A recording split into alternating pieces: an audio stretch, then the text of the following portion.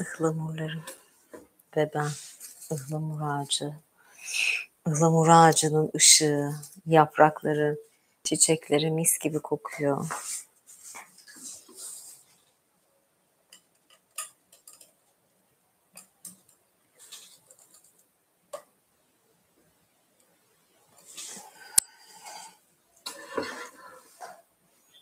Bu çok mu böyle kocaman oldu?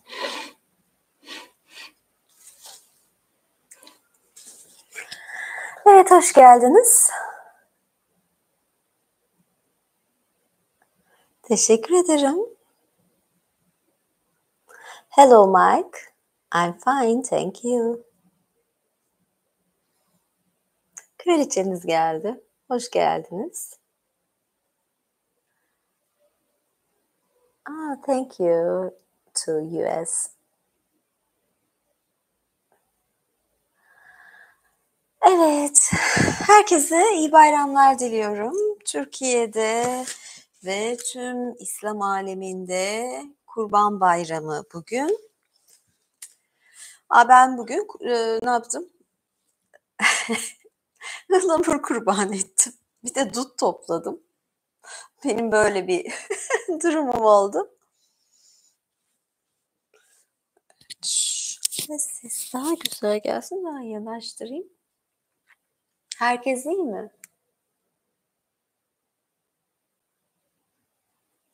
Ya aslında haftada 2 gün yayın yapmayı düşünmüyor değilim ama işte daha tam yapamadım. Biraz da yaz programı dedim. Evet, hoş geldiniz.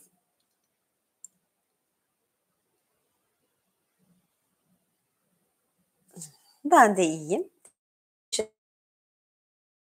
Gibi bugün böyle bu çiçekleri topladım, açmıştı ve çok güzel kokuyordu. Böyle yıkadım falan. Bir kısmını kurutacağım, bir kısmını yayından sonra içeceğim. Zaten her taraf çiçekler açmış. Benim doğum tarihim olan tarihler çiçek açma mevsimi gibi. O yüzden seviyorum. Zaten çiçek de seviyorum. Çiçeklenmiş, çiçeklerin açtığı mevsim ne kadar güzeldir diyorum için. İnsana bir coşku veriyor. Böyle bir doğanın uyanışının coşkusunu veriyor. Ve dedim ki bu ıhlamurun bir sembolü falan bir şeyi var yani sanki. Bir bakayım, araştırayım dedim. Ve böylelikle evet, bakıyorum, kendi şeyime bakıyorum. Ay, tamam, evet, okey. İstek şeyi kontrol ettim de yayınlanmış mı diye. Evet, linki. Ben şöyle birazcık rahat bir hale geçeyim isterseniz. California State University, Long Beach. I didn't know that. But I like this color, this green. And today I picked up some lime tree flowers or linden tree. What do you call it? Lime or linden. And it's the same color. With my finger, with my nail polish, the same color.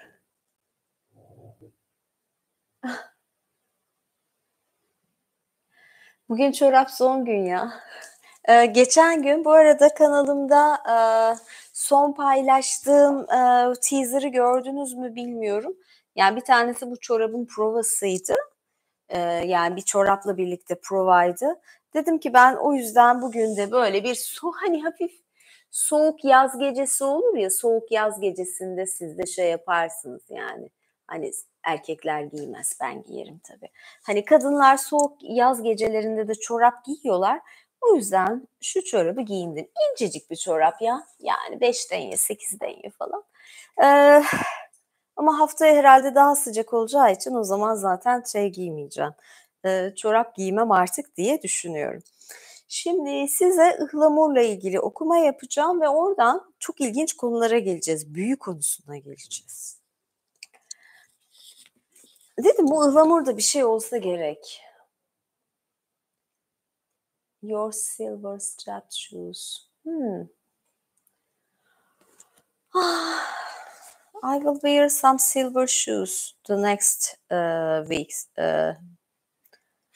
The following weeks I will wear silver shoes. Okay. Evet.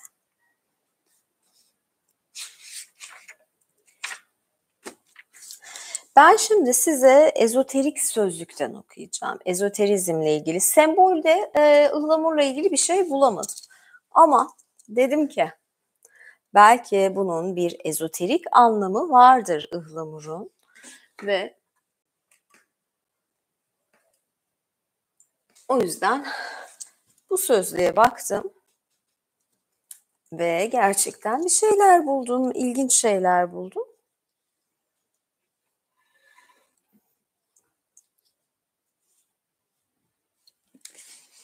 Şimdi okuyorum. Bu ağaç Tilia europea botanik adıyla Tiliaken türüne aittir. Ama ben şimdi bunun okunuşu acaba Tiliasin mi, Tiliaken mi emin değilim şimdi. Türüne aittir çünkü Latince falan olursa daha farklı olur, İngilizce olursa ama Tiliasin olsa gerek. Aittir. Tüm Avrupa'da yaygındır ve tanrıların özel koruması altında bulunan bir bitki olarak kabul edilir.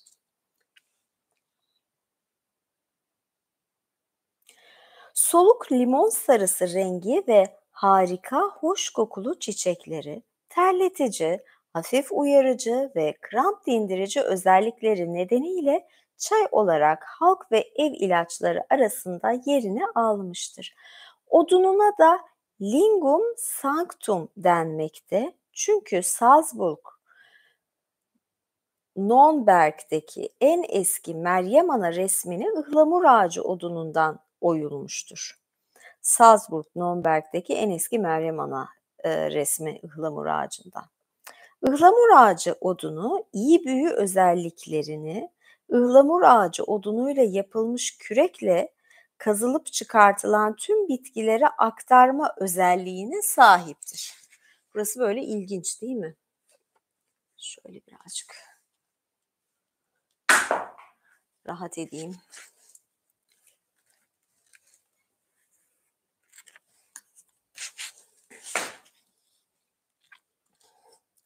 Yani, bir büyü bozma özelliğine sahip, iyicil bir, bitki.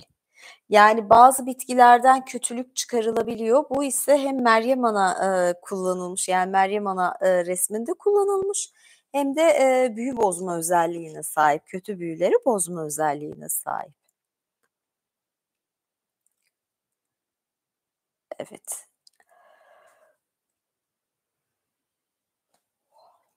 Büyücülük ıhlamur ağacından kapsamlı bir şekilde yararlanmaktadır. Ihlamur ağacı lifleriyle bağlanmış bedenler ve nesneler büyüden korunmuştur. Hatta yanmış ıhlamur ağacı odununun külü bile tarlalara döküldüğünde büyülü gücü vasıtasıyla zarar ve haşerelerden korumaktadır. Büyülenmiş bir hayvan ıhlamur ağacı değneği ile dövüldüğünde cadı da kendini çığlıklarla belli etmektedir. Çünkü vuruşları o da hissetmektedir. Şimdi ben şöyle sizi biraz daha ben bunu şey yapacağım. Bir shorts yapacağım. Şu kısmı tekrar okuyayım. Çünkü bu kısım biraz önemli ve güzel bilgi. Ben güzel bilgileri severim her zaman için. O yüzden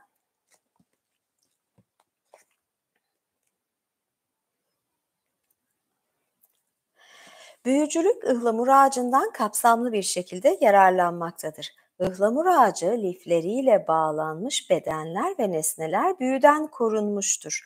Hatta yanmış ıhlamur ağacı odununun külü bile tarlalara döküldüğünde büyülü gücü vasıtasıyla zarar ve haşerelerden korumaktadır.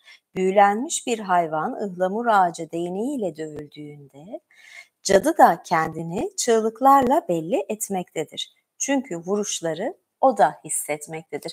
Yani büyü yapan cadı büyülenmiş hayvan dövüldüğünde o acıyı ve vuruşları hissediyormuş. Böyle bir durum var. Şimdi büyüye inanırsınız, inanmazsınız. Ben şimdi ıhlamurdan geldim. Sonra aklıma benim hatta başucu kitabım gibi bir kitap vardı.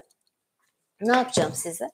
O kitaptan bir şey okuyacağım. O kadar büyü dedik falan. Büyü var mı, yok mu? Nedir bu büyü?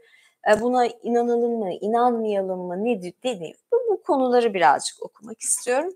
Elimde bir kitap var, ben bunu seviyorum. "Ökült Cadılık ve Büyü" isimli bir kitap ve böyle resimli bir kitap. Ben buradan size parça parça kısımlar okuyacağım, bilgilendireceğim. Evet.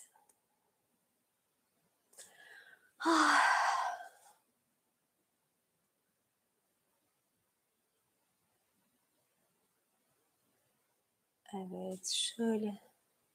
Kedi masalı soruyorlar. Şimdi kitabın girişiyle başlayayım. Farklı farklı konular da var. Bilmiyorum ilginizi çekti mi ya da bu konuyla ilgili okuma yapmamı ister misiniz? Ama size şöyle bir ön giriş yapayım diye düşünüyorum. Şöyle rahat bir hale geçiyorum yine.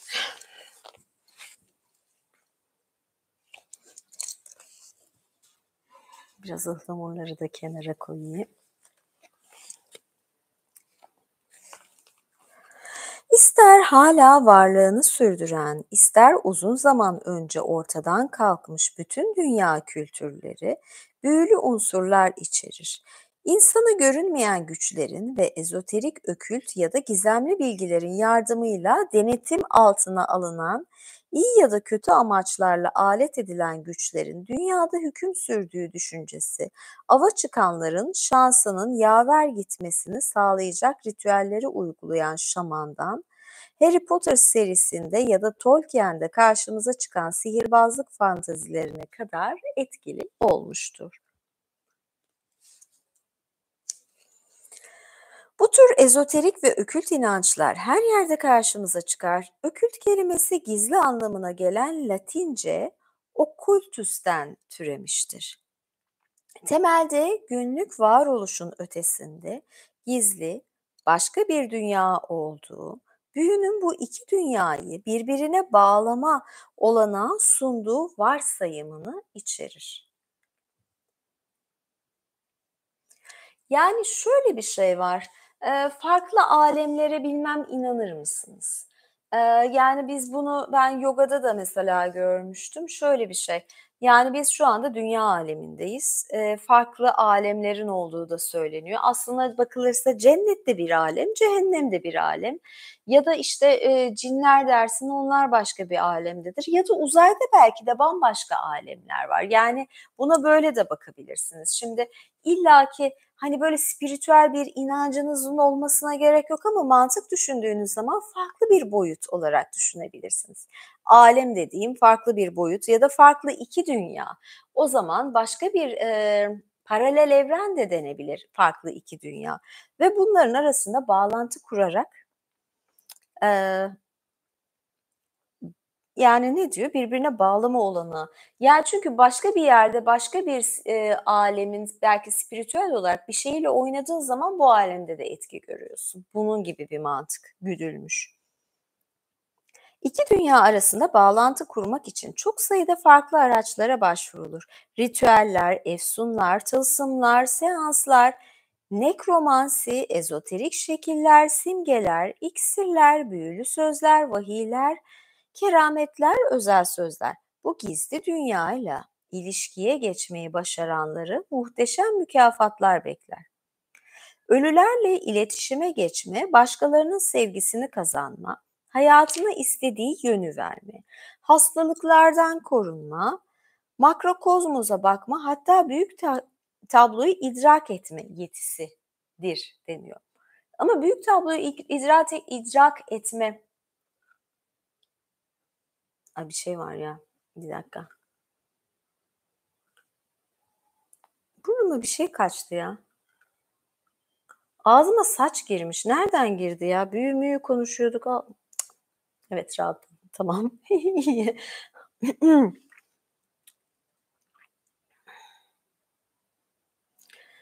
Evet, devam edeyim. Yani, mesela hastalıktan korunmayı ben sağlıklı yaşayarak, kabul ederim. Büyüyle falan, yani, hayır. Ya, zaten şunu söyleyeyim şahsen, ben büyünün var olduğuna inanıyorum ama bunun kesinlikle tehlikeli ve asla yapılmaması gereken ve Tanrı'nın Allah'ın, yüce yaratıcının yasakladığı bir şey olduğuna inanıyorum. Yani, hani, benim için büyü iyi bir şey değil. Filmlerde, masallarda gayet eğlenceli. Filmlerde bayılırım. İçinde büyü geçen filmler falan severim bunu. Ama, normal hayatta, uzak durulması gereken şeylerden biridir. O yüzden de ben hakkında okumayı seviyorum. Çünkü, dediğin gibi, bazı şeylerden hoşlanmıyorsan eğer düşmanınsa hakkında bilgi sahibi olmak iyidir.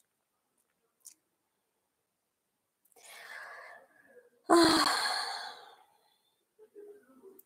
Diyor, büyü alemi eğlence ve eğitim alanlarında da sık sık karşımıza çıkar. Halk masalları ve destanlar, aşk büyüleri, düşsel yaratıklar, görünmez güçler, gizli güçleri olan nesneler ve makul bir açıklaması olmayan tesadüflerle doludur.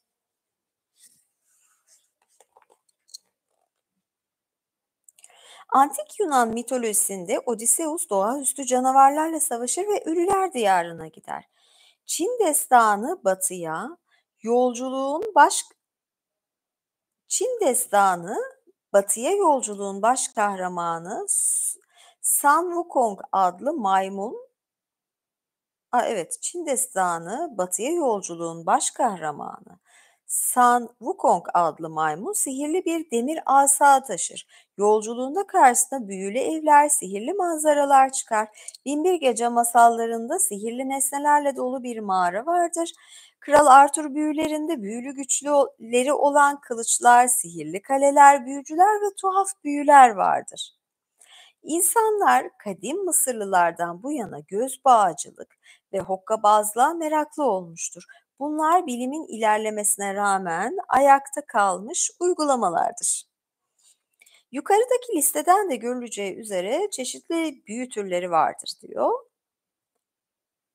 İlkel şamanist büyüler de vardır. Daha incelikli, daha zihinsel bir anlayışı olan büyülerde ve hermetik gelenekte de diyor. Zarar verme amaçlı kara büyüler var, ak büyüler var. Yani ak büyü de olsa bence zaten yapılmaması, uzak durulması gereken şeyler. Büyücüler, cadılar, simyacılar, kozmologlar, şamanlar, astrologlar ve kahinler ya da falcıların okült dünyaya erişim sağlayarak değişime yol açmak amacıyla fiziksel araçlara başvurduğu büyüklerin yanı sıra kişisel gelişimin metaforu olarak kullanılan büyüler de vardır. Bu sonuncunun bir örneği batılı ezoterik gelenekte karşımıza çıkar.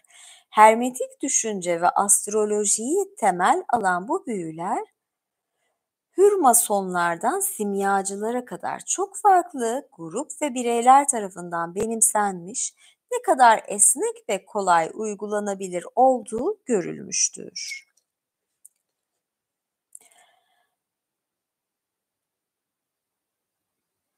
Bir de diyor ki, yani şöyle bir şey tabii, bunu çeşitli şeylere koyarsın, kolay uygulanması falan, yani dedim ya ben buna şey yapmadığım için, karşıyım ama şöyle diyor, büyünün esas kökeninin tıp olduğuna kimsenin şüphesi yok. Yani, hani, bitkileri topluyorsun, işte, şu da mesela öksürüğe iyi gelir, şu bu falan ya, bunu eziyorlar, karışım, çayını yapıyorlar, macununu yapıyorlar.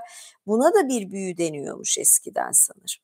Yani, çünkü hastalıktan korunmak amacıyla deniyor ya da hasta biri var, ölecek ve ona bir şeyler karıştırıyorsun, bir iksir yapıyorsun ve iyileşiyor o kişi. Yani bunu da eskiden sanırım büyü diyorlardı ki tabii öyle bir şey, yok. Yani şimdi günümüz dünyasına o zaman baktığımız zaman röntgen çekmek de büyü, başka hastalıklar, radyoterapiler falan da büyü. Yani eğer zaten dinsel anlayışla bakarsak, bunları yapmak da Tanrı'ya müdahale oluyordu. Ama tabii ki tıp ve bilim bunlar. Bu şekilde bakmamız lazım. İkisinin, farkını, iyi bilmek gerekiyor. Hımm. Dinin Bütün kaynakları kendine ne diyor? Dini evet. Son olarak dünyanın tamamında etkili olmak için astroloji sanatını da bünyesine katmıştır. Dünya üzerinde geleceğe dair bilgi edinmeyi arzulamayan ya da bu bilginin gökyüzünü gözlemleyerek kesin bir şekilde elde edilebileceğine inanmaya hazır olmayan tek bir insan yoktur.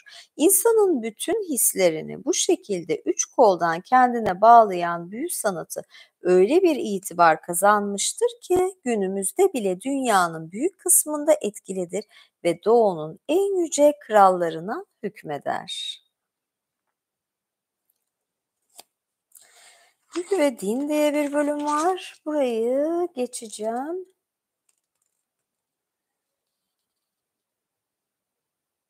Gerçi bu kısmı biraz okumak istiyorum. Şuradaki kısmı ilgimi çekti. Büyü genellikle dinle el ele ilerlemiştir. Kadim Babilce metinlerde, kutsal kitapta, Musevilikte ve İslam'da büyücülere rastlanır. En eski dinlerde bile büyücüler konusunda bir kafa karışıklığı söz konusudur. Bunların sanatçı mı, bilim insanı mı, rahip mi, bilge mi yoksa sahtekar mı olduğu, Tanrı'nın ya da şeytanın aracıları mı olduğu sorulur. Yunanlılar, Mısırlılar ve Romalılar gerçeklikte fantazinin ilahi olanla ölümlü olanın arasındaki sınırların sık sık bulanıklaştığı, gözbağcılık numaraları ya da şifa veren büyülerin benimsendiği bir dünyada yaşıyorlardı. Hem Yunan mitolojisi hem de döneminde bir inanç sistemi işlevi gören Roma mitolojisinde büyüye ve ilahi güce yer verilir. Kadim Mısır'da ise ibadet ve büyü genellikle birbirinden farksızdır. Yahudiliğin büyüyle ilişkisi ise daha muğlaktır. Tek tanrıcı bir din olduğu için de evrende Tanrı'dan başka güçler de olduğunu kabul etme yanaşmaz. Öte yandan Yahudiliğin mistik damarından Kabala çıkmış ve Batı'da büyü düşüncesinin büyük bölümüne temel teşkil etmiştir. Hristiyanlık ve İslam'da ise büyüye büyük şüpheyle yaklaşılır. Genel olarak Hristiyanlık her zaman tuhaf ve yabancı unsurlardan kaçmaya meyletse de İncil'de sadece satır arasında olsa da büyüye atıfta bulunulur. Nekromansi, ölülerle iletişime geçme gibi büyücülük uygulamaları İncil'de de beyan edildiği üzere mümkün görülse de günah kabul edilerek yasaklanmıştır.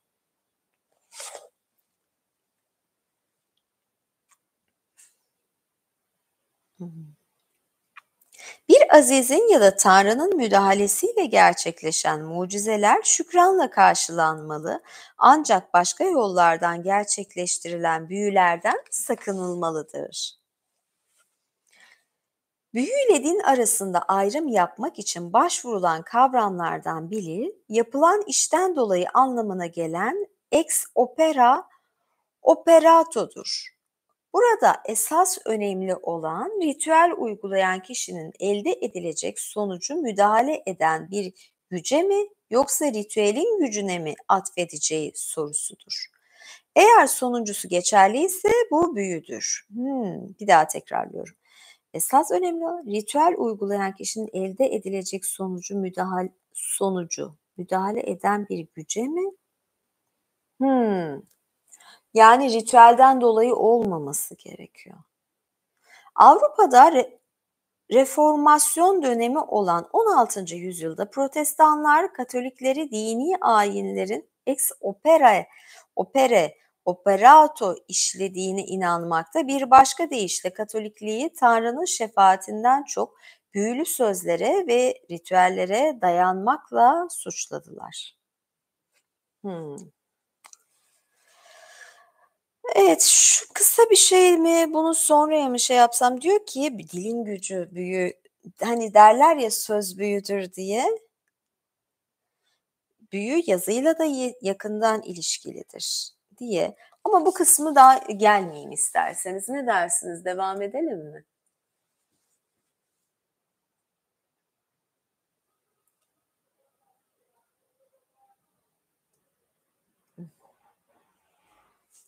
Şöyle şunları tekrar.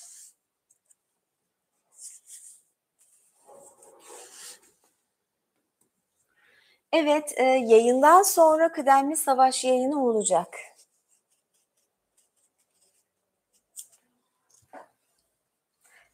İmparator yayını da olacak tabii ki.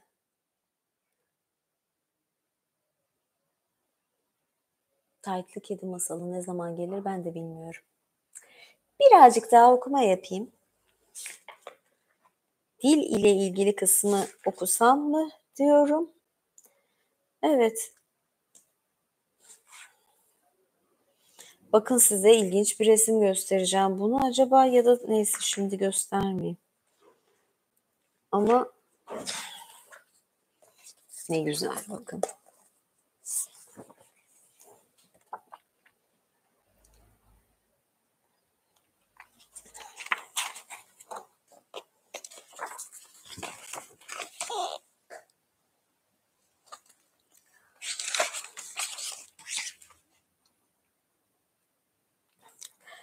Mısırlı büyü tanrısı Tot ise aynı zamanda yazı tanrısıdır. Ha mesela bakın büyü tanrısı diyor. İlginç.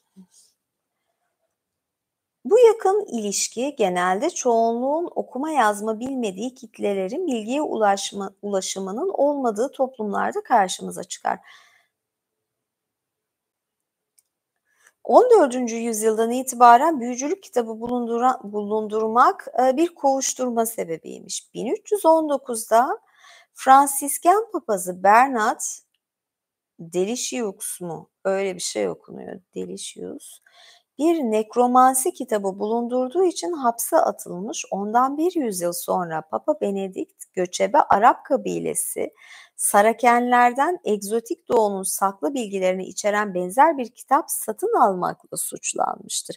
Eskiden zaten cadıları yakıyorlardı biliyorsunuz. Böyle bir suçlamalar falan da vardı. 14. yüzyılda Engizisyon kutsal kitaptaki havariler tarihini kaynak almıştır. Bu bölümde Türkiye'nin güneybatısındaki, güneybatı bizim bildiğim Muğla tarafları, güneybatısındaki antik şehir Efes'teki büyücülerin büyü kitaplarını kendi istekleriyle toplayarak yaktıkları anlatılır. Aa, Orta Çağ'da Avrupa'da simya merakının yeniden alevlenmesi tarihin ilginç tesadüflerinden biridir. Simyacılık büyü yoluyla ve doğa kanunlarına tamamen aykırı bir biçimde değersiz maddelerin değerli maddelere dönüştürülmesine verilen addır. Benzer mecazi bir niteliği de olan bu süreç 15. yüzyıldan itibaren okült merakında patlamaya yol açmıştır. Rönesans'ta Hürmasonluk ve Gülhaççılığın ortaya çıkmasına yol vermiştir. Şöyle bir şey de söyleyeceğim aslında. Kurşunun altına dönüştürülmesi, simyacılıkta buna çalışılıyor. Ama bir yandan da bunun için şunu da söyleniyor. İnsan ruhu ya da insanın tekamülü ilk başta daha şeydi yani kurşundu. Değersizlikten altına dönüşme. Yani bir ruhun yolculuğu olarak da ben sembolik okumayı yapıyorum. Buna bunu da diyebilirsiniz. Yani ilk doğduğunuz daha çamurdunuz. Daha böyle nitelikleriniz gelişmemişti. Ruhun yolculuğunda daha başlardaydınız. Yani ben bunu kurşunun altına dönüşmesini bununla da bağlantılı buluyorum.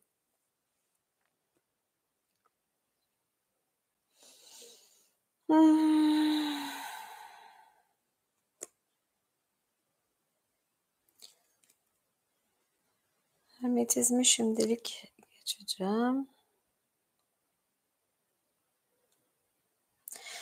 Şimdi mesela şeyden bahsetti. Bunun büyüyle ilgisi diyor ki hermetik gelenek günümüzde farklı düşünce okullarının toplamından oluşan batılı ezoterik geleneği doğrudan beslemiştir. Batı ezoterizmi araştırmacısı Fransız Anton Favre'ye göre bu geleneğin altı belirleyici niteliği vardır. Ya şeyden bahsedecek şimdi. hermetik yasalardan bahsedecek 6 yasa. Söyleyeyim bunları. Severim çünkü bunları, bu konuları. Uyuşum, genelde makrokozmos ve mikrokozmos kavrayışıyla ya da hermetiklerin aşağıda olan, yukarıda olan gibidir sözünde karşımıza çıkan evrende paylaşılan bağlar olduğu inancı birincisi. İkinci olarak canlı doğa, doğanın bütünüyle bilinçli bir düzenin bir parçası olduğu, her şeyin bir yaşam gücünü paylaştığı düşüncesi. Üçüncüsü imgeleme ve aracılık, ritüellerin, simgesel şekillerin ve aracı cinlerin farklı dünyalar ve gerçeklik düzeyleri arasında bağlantı kurabileceği düşüncesi. Dördüncüsü dönüşüm deneyimi, ezoterik pratiklerin bireyi dönüştüreceği, onda aslen ruhsal bir dönüşüme yol açacağı düşüncesi. Beşincisi uyuşturma pratiği, bütün dinlerin, inançların vesaire tek bir esas ilkeden kaynaklandığı, bu ilkeyi